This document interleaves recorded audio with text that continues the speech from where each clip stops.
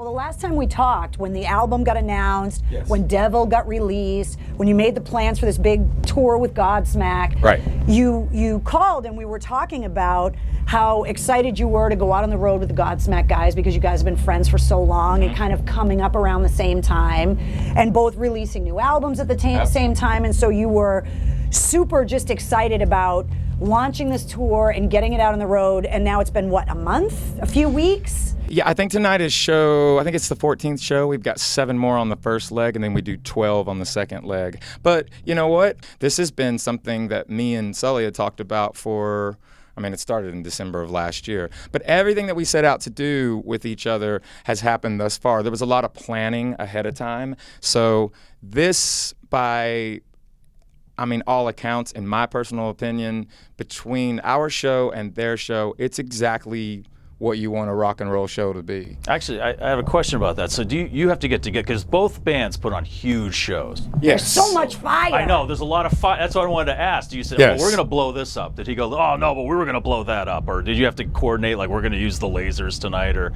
is the production thing something you both have to coordinate so there's not too much repetition? One thing that we told each other was this: I'm not going to censor you, and you're not going to censor me.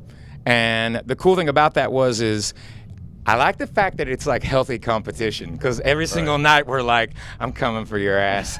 You know what I mean? Well, you're behind the 8 ball tonight. It's okay. Because it's a home show for No, them. no. You guys have been so closely ingrained with Boston and WAAF for so long. Yeah. This is like a second home show for you, really. 100%. And we take it that way as well. Going all the way back to 2003 with the first album, all of Massachusetts has always really, for all intents and purposes, everyone's been so genuine in this part of the country from, for the last 18 years. But the dynamic too between myself and Sully, look, here's the skinny. I'm a huge Godsmack fan. I have been from day one.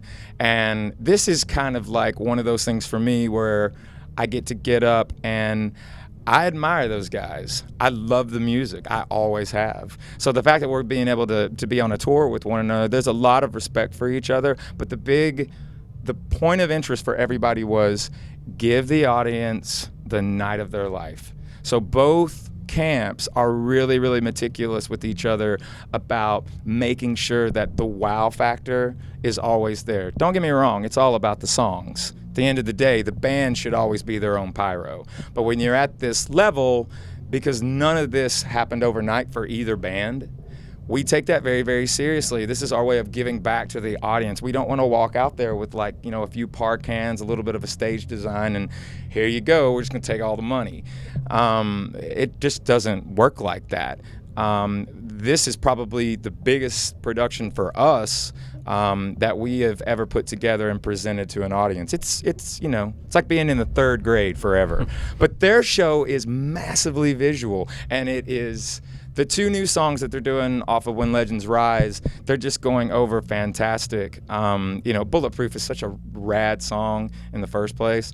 But I gotta give them a lot of credit too for their new album. They really they went in different directions. Sonically, it's not like the other albums. It's still Godsmack, but it's really, really well done. And I think because of that camaraderie with each other and that respect, that's why these shows, we've been breaking attendance records, across North America with this tour. And that makes us feel good, but it's all about the audience.